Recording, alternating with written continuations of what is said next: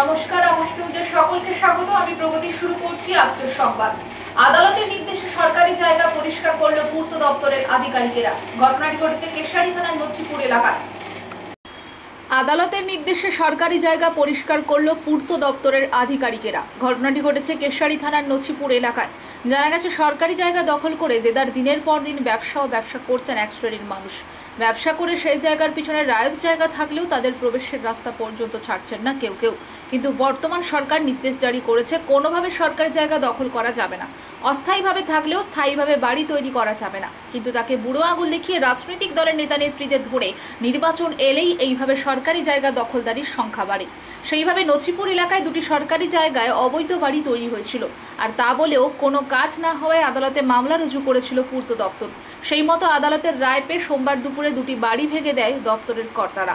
বিশাল police বাহিনী রেখে এই কাজ করেন পূর্ত দপ্তরের কর্তারা। তবে যাদের বাড়ি ভাঙা হলো তারা বলেন, দীর্ঘদিন ধরে এই জায়গায় বসবাস করছিলেন, বহুবার মামলার জন্য আদালতে গিয়েছিলেন, কিন্তু কোনো লাভ হয়নি। তাদের বক্তব্য, আমাদের বললে শেষবারের মতো আমরা সরিয়ে নিতাম।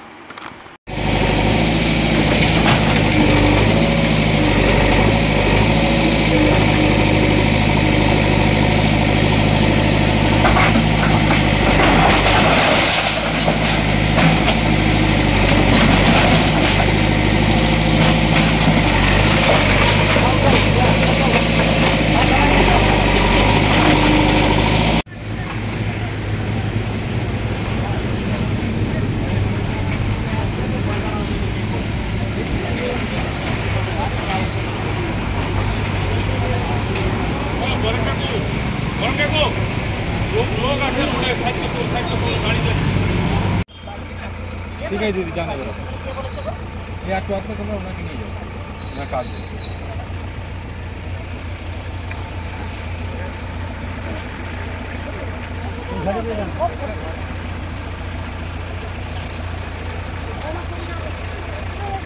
আমার বাবার নামে ওর মেয়ে হয়ে এখানে আমি অধিকারিত আছি। ওই 34 মিল জায়গা, আমি ওটা কোথায় জায়গা আমাকে দিবেন উনি স্যার যেন বলে। আমার ও কেস করেছেন আমি তো জানি, আর যতবার কেস করেছে ততবার ধৌড়াচ্ছি। কে কেস করেছে? ঋষিকেশ মান্না কেস করেছে আমাকে। কেন? আমার স্বামীর নামে, আমার ছেলের নামে। আমি তো আমার বাপের বাড়ির সম্পত্তি এটাই আছি। একটা ফিরাবি জায়গাতে আছি। আমি বলি সবাই যখন ভাঙবে আমিও ভেঙে দিব। কতদিন ধরে আছেন আপনি? এখানে হচ্ছে 50 বছর হয়ে গেল। আমার দুটো ছেলে বিয়ে করেছে, এই ছেলে চাকরি হয়েছে, এই যে 10 বছরের চাকরি আমার করেছে। এই বাড়িতেই ছিলেন? এই বাড়িতেই ছিলাম। ঘরটা এখানে বন্যায় ভেঙে গেছে।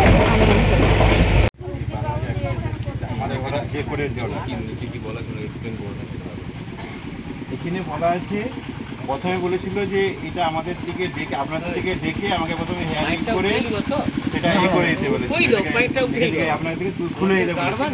আপনারা আমার কাছে গিয়েছিলেন, আমি হেয়ারিং করেছিলাম, আপনারা কিন্তু খুলেননি। তারপরে আমি নোটিশ আপনার দিকে দিয়েছিলাম যে অমুক 15 দিন সময় দিয়েছিলাম তাদেরকে খোলার জন্য, আপনারা খুলেননি।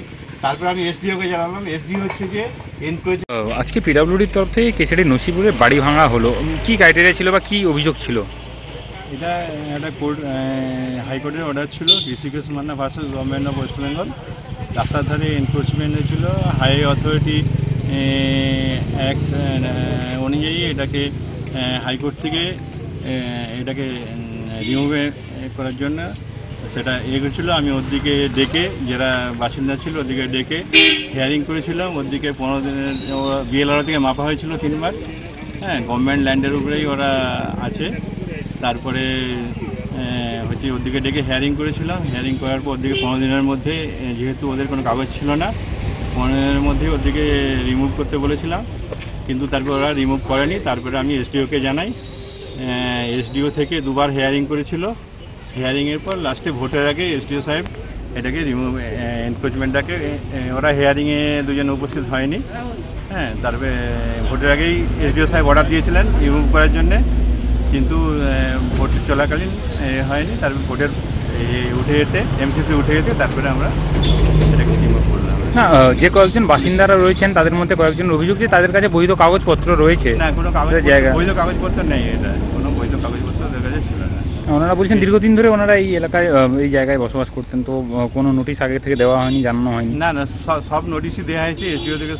সব ওরা তো হিয়ারিংয়ে গেছেন তো আমার কাছে গিয়েছিলেন একটা বাড়ি। তারপর ওদিকে প্রথমে তো এমনি নোটিশ দেওয়া হয়েছিল আমাদের, যখন বিএলআর দিয়ে মাপা হয়েছিল তারপরে 10-1, 10-2 এইসব নোটিশ দেওয়া হয়েছিল। তারপরেও ওনারা কোনো কিছু করেননি, রিমুভ করেননি। তারপরে উপযুক্ত এসবিএস উপযুক্ত পুলিশ প্রশাসন স্টাফেকে তারপরে এনকোয়ারি হয়ে আজ কটা বাড়ি স্যার ভাঙা হলো? 2টো বাড়ি ভাঙা হলো। কি নাম স্যার আপনার? আপনার নাম স্যার? আপনার আমার নাম দিব্যেন্দু মণ্ডল, কি দায়িত্বে আছেন? অ্যাস্ট্রিনিয়ার, গোপীবল্লভপুর সাব ডিভিশন পিডব্লিউডি। 8 বছর, আমার 74 বছর বয়স ছিল। হঠাৎ আজকে ভেঙে দিল কেন, কি কারণে? কোন কারণ জন্য ওই হেসে গেছে মানুষ আছে বদমাসের ধাড়ি, ওনার জায়গা এখানে পিছনে আছে, এই জায়গাটা নেওয়ার জন্য চেষ্টা করছে। দিয়ে আজকে আমি আপনাদের গরিব লোক, ঢাক বাজিয়ে ভাত খাই। কেশারি থানায় এমন কোনো লোক নেই, পুলিশ প্রশাসন আমাকে সবাই চেনেন। আজকে টোটাল কটা বাড়ি ভাঙলো? আপনার নাম? আমার নাম সনাতন মাসি। কেন্দ্র সরকার ভারতবর্ষে নতুন নতুন আইন জারি করেছে। সে সমস্ত আইন আগামী 1 জুলাই থেকে দেশে চালু হবে। নতুন নতুন আইন সাধারণ মানুষের বোঝা সম্ভব নয়, তাই পুলিশই সেই সমস্ত আইনের বিষয় সাধারণ মানুষকে জানাবেন। নতুন আইনের বিষয়গুলি পুলিশ যাতে ভালোভাবে বুঝতে পারে, তার জন্য সোমবার থেকে পূর্ব মেদিনীপুর জেলা পুলিশ ও পূর্ব মেদিনীপুরের আইনি সহায়তা কর্তৃপক্ষের উদ্যোগে তমলুকের পুলিশ লাইনের প্রশাসনিক ভবনে পুলিশ প্রশিক্ষণ শিবিরের আয়োজন করা হয়। কেন্দ্রীয় সরকার ভারতবর্ষে নতুন নতুন আইন জারি করছে। সেই সমস্ত আইন আগামী 1 জুলাই থেকে দেশে চালু হবে। নতুন নতুন আইন সাধারণ মানুষের বোঝা সম্ভব নয়, তাই পুলিশই সেই সমস্ত আইনের বিষয় সাধারণ মানুষকে জানাবেন। নতুন আইনের বিষয়গুলি পুলিশ যাতে ভালোভাবে বুঝতে পারে, তার জন্য সোমবার থেকে পূর্ব মেদিনীপুর জেলা পুলিশ ও পূর্ব মেদিনীপুর আইনি সহায়তা কর্তৃপক্ষের উদ্যোগে তমলুকের পুলিশ লাইনের প্রশাসনিক ভবনে পুলিশ প্রশিক্ষণ শিবিরের আয়োজন করা হয়। আগামী শুক্রবার পর্যন্ত চলবে শিবির। জেলার বিভিন্ন থানার তদন্তকারী অফিসাররা এই প্রশিক্ষণ নিয়ে সাধারণ মানুষকে সাহায্য করবেন। শিবিরের উদ্বোধনী অনুষ্ঠানে উপস্থিত ছিলেন জেলা জজ প্রিয়ব্রত দত্ত, পুলিশ সুপার সৌম্যদী ভট্টাচার্য, জেলা আইনি সহায়তা কর্তৃপক্ষের সচিব সমরেশ বেরা সহ অন্যান্যরা। এদিন আইনি সহায়তা কর্তৃপক্ষের সচিব সাংবাদিকদের মুখোমুখি হয়ে বলেন, ভারতবর্ষে বেশ কিছু নতুন আইন জারি হয়েছে। 1 জুলাই 2024 থেকে তা কার্যকর হবে। নতুন আইন সকল সাধারণ মানুষের বোঝা সম্ভব নয়, তাই যারা আইনি সাহায্যের জন্য থানায় আসবেন তাদের যাতে সাহায্য করা যায়, তার জন্য সোম থেকে শুক্র 5 দিনের বিশেষ পুলিশ প্রশিক্ষণের ব্যবস্থা করা হয়েছে। প্রতিনিয়ত আইনের বিশেষ গুণী ব্যক্তিরা উপস্থিত থেকে নতুন নতুন আইনের বিষয়ে জানাবেন।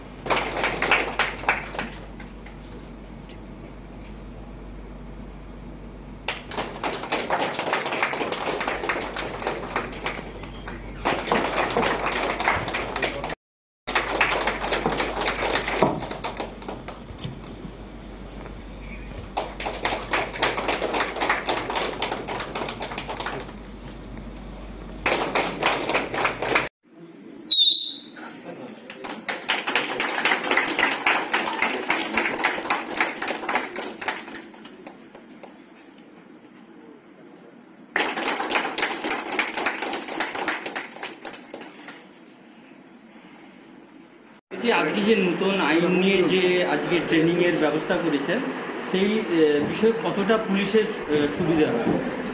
দেখুন, 1 তারিখের পর আর কোনো নাগরিক ভারতবর্ষের তারা বলতে পারবে না যে, হ্যাঁ 1 জুলাইয়ের পর থেকে ভারতের কোনো নাগরিকই আর বলতে পারবে না যে তিনি ভারতীয় নাগরিক সুরক্ষা সংহিতা বা ভারতীয় ন্যায় সংহিতা বা ভারতীয় সাক্ষ্য অধিনিয়মটা জানেন না।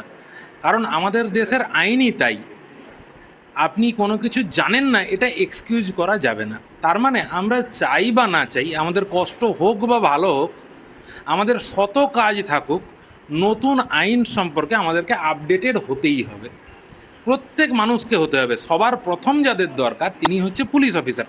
কারণ আমাদের যখনই আমরা কোনো ক্রাইমে পড়ে যাই, আমাদের সঙ্গে কখনো কোনো ক্রাইম ঘটে, আমরা সবার আগে প্রতিকারের জন্য দৌড়ে যাই থানাতে। থানাতে সেই অফিসাররা যদি আইন সম্পর্কে সম্যক ধারণা না থাকে, তাহলে তারা কোন ধারায় অপরাধটি হয়েছে, কোন পদ্ধতিতে করা উচিত তদন্তটি, সেটা তারা জানবেন কি করে?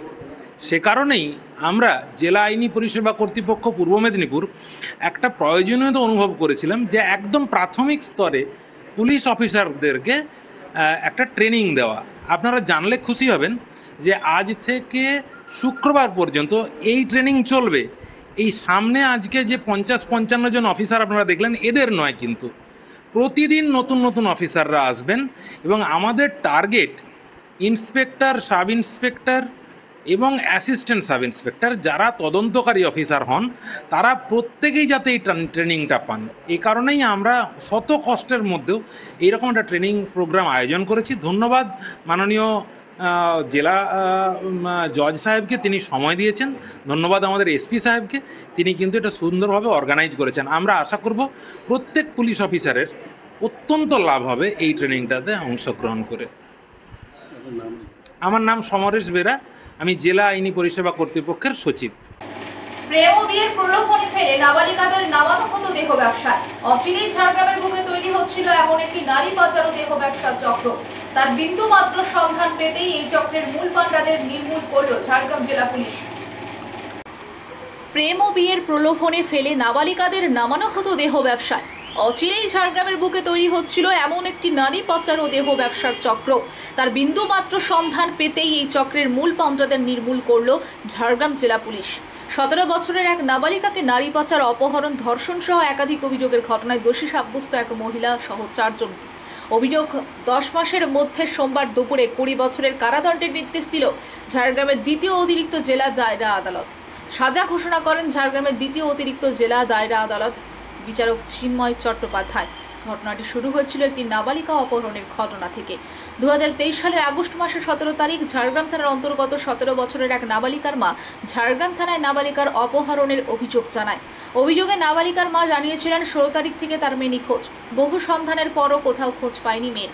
ঘটনা তদন্তে নেমে ঝাড়গ্রাম থানার পুলিশ ঝাড়গ্রাম থানা এলাকার বাসিন্দা কৌশিক সিংহ ওরফে লাদেন এবং ঝাড়খণ্ড রাজ্যের পূর্ব সিংভূম জেলার চাকুরিয়া থানার অন্তর্গত বাসিন্দা অজয় দাসকে গ্রেপ্তার করে। তাদেরকে জিজ্ঞাসাবাদ করার পর অভিযোগের 10 দিনের মাথায় আগস্ট মাসের 26 তারিখ ঝাড়গ্রাম রেল স্টেশন সংলগ্ন এলাকা থেকে নাবালিকাকে উদ্ধার করে পুলিশ। নাবালিকাকে উদ্ধার করে নাবালিকাকে জিজ্ঞাসাবাদের পর সামনে আসে নারী পাচারের চক্রের কথা। তারপরেই ঝাড়গ্রাম জেলা পুলিশের পুলিশ সুপার অরিজিৎ সিনহার নেতৃত্বে গঠিত হয় সিট। পুলিশ সুপার ঝাড়গ্রাম থানার আইসি বিপ্লব কর্মকার নিয়ে গঠিত হয় সিট। নারী পাচারের মূল পাণ্ডাকে ধরার জন্য জোর কদমে শুরু হয় তদন্ত। তারপর লালগড় থানা এলাকার বাসিন্দা বাবর বেগ নামের এক ব্যক্তিকে গ্রেপ্তার করে ঝাড়গ্রাম থানার পুলিশ। তারপরেই সামনে আসে ঝাড়গ্রাম শহরের বাসিন্দা পিঙ্কি বিশাল ওরফে সোনালী বিশাল নামের এক মহিলার নাম। পুলিশ সূত্রে জানা গিয়েছে নারী পাচারের মূল পাণ্ডা এই পিঙ্কি বিশাল। কৌশিক, অজয় এদের মতো ছেলেদের মাধ্যমে নাবালিকা মেয়েদের প্রেমের জালে ফাঁসানো হতো। তারপর নানা কৌশল অবলম্বন করে নাবালিকাদের জোরপূর্বক নামানো হতো দেহ ব্যবসায়। কেউ রাজি না থাকলে তার উপর চলত শারীরিক ও মানসিক অত্যাচার। কখনো কখনো নাবালিকাদের খাওয়ানোর হতো মাদক জাতীয় ওষুধ। পুরুলিয়া জেলার বলরামপুর থানা এলাকা থেকে পিঙ্কি বিশালকে গ্রেপ্তার করে পুলিশ। পিঙ্কি বিশালকে গ্রেপ্তারের পর গত বছর অক্টোবর মাসের 17 তারিখ আদালতে চার্জশিট পেশ করে পুলিশ। চার্জশিট পেশের 3 মাসের মাথায় পুনরায় সাপ্লিমেন্টারি চার্জশিট পেশ করে পুলিশ। চার্জশিটে যুক্ত করা হয় নারী পাচার, ধর্ষণ, 4 ও 6 নম্বর পক্ষ ধারা সহ একাধিক ধারা। চলতি বছরের জানুয়ারি মাসের 5 তারিখ গঠিত হয় চার্জ ফ্রেম। জানুয়ারি মাসের 29 তারিখ থেকে শুরু হয় সাক্ষ্য গ্রহণ। চিকিৎসক, নাবালিকার মা সহ মোট 16 জনের সাক্ষ্য গ্রহণের পর চলতি মাসের 20 তারিখ বৃহস্পতিবার কৌশিক সিংহ ওরফে লাদেন, অজয় দাস, বাবর বেগ এবং পিঙ্কি বিশাল ওরফে সোনালী বিশালকে দোষী সাব্যস্ত করে ঝাড়গ্রামের দ্বিতীয় অতিরিক্ত জেলা ও দায়রা আদালত। সরকারি আইনজীবী কুণাল কান্তি ঘোষ বলেন, পুলিশ অত্যন্ত দ্রুততা ও দক্ষতার সঙ্গে তদন্ত শেষ করে চার্জশিট জমা দেয়। সেই তদন্তের উপর ভিত্তি করে মোট 16 জনের সাক্ষী গ্রহণ করা হয়। দোষী সাব্যস্ত হওয়ার পর সোমবার বিচারক 4 জনের সাজা ঘোষণা করেছেন। কৌশিক সিংহ ওরফে লাদেন, অজয় দাস, বাবর বেগ ও পিঙ্কি বিশাল ওরফে সোনালী বিশাল এই 4 জনেরই 20 বছরের সাজা ঘোষণা হয়েছে। পরে আজকে জজ সাহেব তাদের সাজা ঘোষণা করেছেন। আসামি 4 জন আছেন, কৌশিক সিংহ ওরফে লাদেন, অজয় দাস, বাবর বেগ এবং পিঙ্কি বিশাল। এদের প্রত্যেকের 20 বছর করে সাজা ঘোষণা হয়েছে এবং আলাদা আলাদা করে যতগুলো ধারায় অভিযোগ করা হয়েছে সেই প্রত্যেকটি ধারা প্রমাণিত হয়েছে এবং সেই জন্য সেই প্রত্যেকটি ধারার জন্য আলাদা আলাদা করে সাজা ঘোষণা করলো সেটা একসঙ্গেই চলবে, অর্থাৎ তাদের সর্বোচ্চ সাজাটা 20 বছর থাকবে এবং সেই সব ধারার জন্য একটি নির্দিষ্ট টাকা ফাইন করা হয়েছে। সেই ফাইনটা ভিকটিম গার্ল অর্থাৎ যে নাবালিকা যাকে অপহরণ করা হয়েছিল যদি তারা দেয় তাহলে সে পাবে এবং মহামান্য আদালত ভিকটিম কম্পেনসেশন স্কিমে ওই নাবালিকাকে 3 লক্ষ টাকা কম্পেনসেশন দেওয়ার জন্য আদেশ দিয়েছে। আর যেটা সব থেকে বড় কথা সেটা হচ্ছে যে ঝাড়গ্রাম জেলায় এই নারী পাচার চক্রের বিরুদ্ধে কেস করে এটা একটা দৃষ্টান্তমূলক সাজা। এটা অত্যন্ত দ্রুততম বিচার পর্ব হয়েছে এবং বিচার প্রক্রিয়া হয়েছে। 10 মাসের মধ্যে কেসটা শেষ হয়ে গেছে এবং নারী পাচার চক্রের এই দৃষ্টান্তমূলক সাজার জন্য অবশ্যই ঝাড়গ্রাম জেলা পুলিশ অসম্ভব ভালোভাবে তদন্ত করার জন্য আজকে এই সাজাটা হয়েছে এবং ওই নাবালিকা এবং তার পরিবার বিচার পেয়েছে। আমার নাম কুণাল কান্তি ঘোষ, আমি হচ্ছে এই কেসের সরকারি আইন। লোকসভা নির্বাচন শেষ, এরপরে রয়েছে বিধানসভা নির্বাচন। তাই বিধানসভা নির্বাচনের আগে থেকেই মাঠ পৌঁছাতে ব্যস্ত শাসক শিবির। বিশেষ করে লোকসভা নির্বাচনের পরে বিজয় উৎসব হয়, তাই বেলদা গঙ্গাধর একাডেমিতে নারায়ণগড় বিধানসভার ভোট বৈতরণী পার করার নেতা ও কর্মীদের সম্বর্ধনা দিলেন বিধায়ক ও নারায়ণগড় ব্লক তৃণমূল কংগ্রেস। লোকসভা নির্বাচন শেষ, এরপরে রয়েছে বিধানসভা নির্বাচন।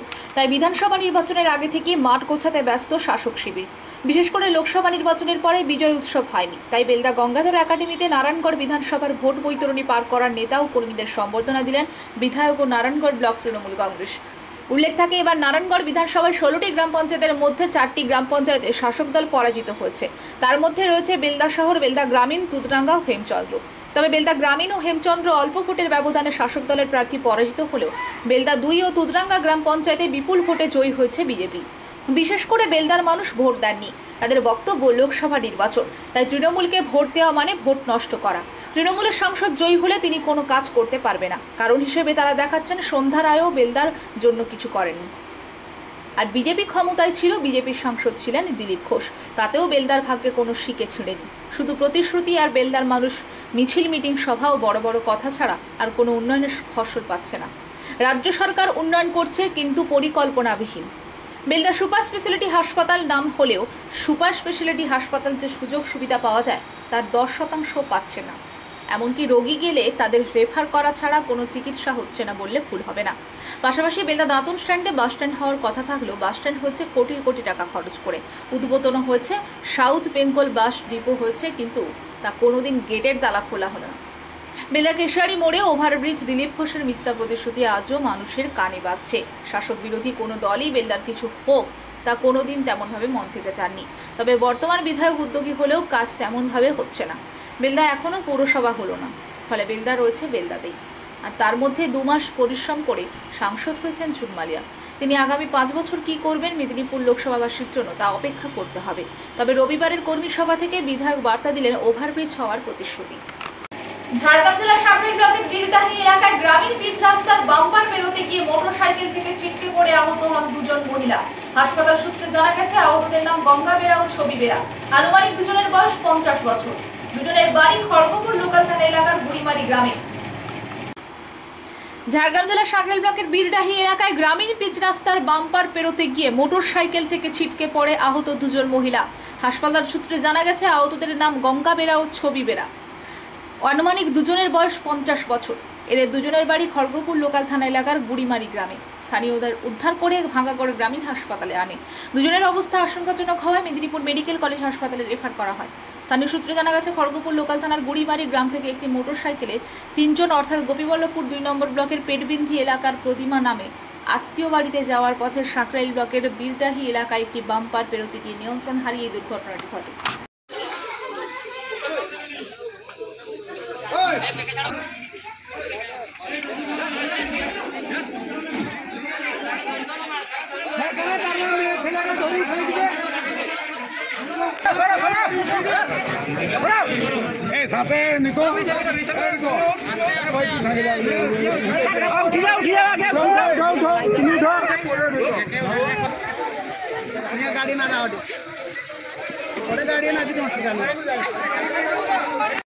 পরিকাঠামোগত উন্নয়নের কাজ সম্পূর্ণ। বর্ষাকালে চালু হয়ে যাবে বহু প্রতীক্ষিত দীঘার সমুদ্রে প্রমোদতরীর যাত্রা।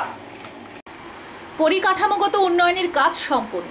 বর্ষাকালেই চালু হয়ে যাবে বহু প্রতীক্ষিত দীঘার সমুদ্রে প্রমোদ তৈরির যাত্রা।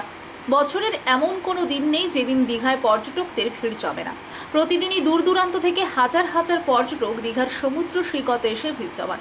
মূলত কলকাতা থেকে কাছে এবং যোগাযোগ ব্যবস্থা অনেক ভালো হওয়ার কারণে পর্যটকদের এই সমুদ্র সৈকতে যাতায়াতের অনেক সুবিধা রয়েছে। সেই সুবিধার কারণেই এত সংখ্যক পর্যটকদের ভিড় দেখা যায় দীঘায়। আগে দীঘায় আসা মানে সমুদ্রে স্নান করা এবং ফুর্তি করে বাড়ি ফেরা, এটাই ছিল রুটিন।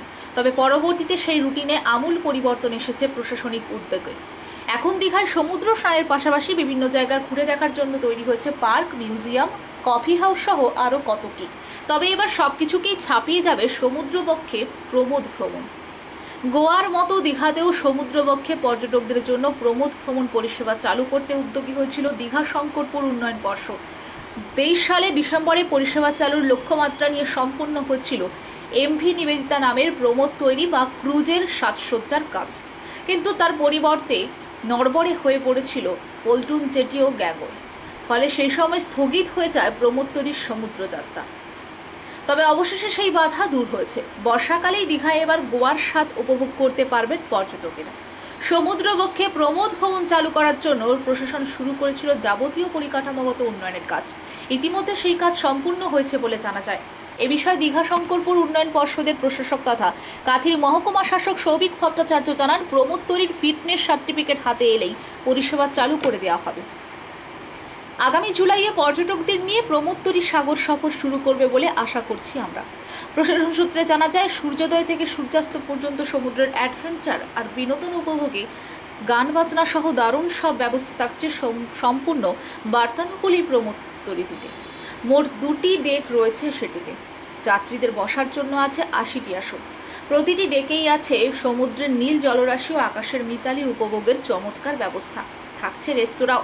বর্তমানে দীঘার নাইকালি মন্দির প্রাঙ্গণে নির্মাণ করা হয়েছে নতুন পল্টন জেটি। সেই সঙ্গে জেটি যাওয়ার রাস্তা কংক্রিটের করা হয়েছে। আপাতত চম্পা নদীর মোহনায় নোঙর করা হয়েছে প্রমোদ তৈরি এমভি নিবেদিতা। প্রশাসন সূত্রে জানা যায়, চম্পা নদী মোহনা তীরবর্তী এলাকায় সীমাবদ্ধ থাকবে এই সমুদ্র সফর। ফলে এবার দীঘায় এসে সমুদ্র স্নানের পাশাপাশি সমুদ্রবক্ষে ঘুরে বেড়ানোর মজা উপভোগ করতে পারবেন পর্যটকেরা। সমুদ্রের অ্যাডভেঞ্চারের পাশাপাশি মোহনার তীরের উপসী ম্যানগ্রোভ এবং পাখিদের কলতানের সঙ্গে সমুদ্রের ঢেউয়ের শব্দ এক নৈসর্গিক দৃশ্যপট গড়ে তুলবে পর্যটকদের মনে। প্রশাসন সূত্রে এখনও এই প্রমোদ ভ্রমণের ভাড়া কত তা জানা যায়নি। তবে আগামী দিনে এই সমুদ্রবক্ষে প্রমোদ ভ্রমণ জনপ্রিয় হয়ে উঠবে তার বলার অপেক্ষা রাখে না। এই পর্যন্ত, নমস্কার।